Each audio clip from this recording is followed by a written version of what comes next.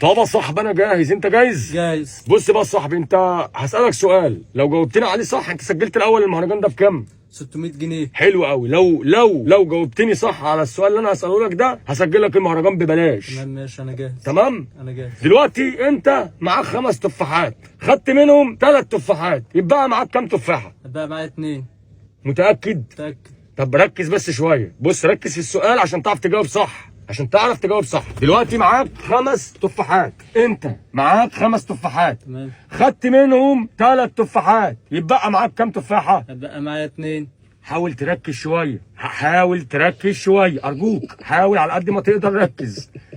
انت معاك 5 تفاحات، انت بقى خدت منهم 3 تفاحات، يبقى معاك كام تفاحة؟ بقى معايا 2. برضه تاني بكل ثقة يا حبيبي ركز بص السؤال اهو بيقول لك انت اسمك ايه؟ اسمي محمد. بص محمد معاه 5 تفاحات، محمد برضه خد من ال5 تفاحات 3 تفاحات، يبقى معاه كام تفاحة محمد؟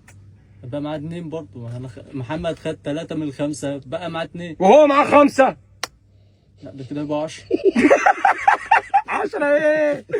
لا انت كده يا فنان مش عارف تحسب. طب انا اقول لك على حاجه، الناس دلوقتي هنقول لهم السؤال دوت هنقوله لهم وهم يقولوا في التعليقات بقى ايه الاجابه الصح ايه. تمام. تعالى بقى نسيب السماعه دلوقتي ونقرا التعليقات ونشوف الناس هتقول ايه، مع ان انا حاسس ان اجابتك غلط على فكره.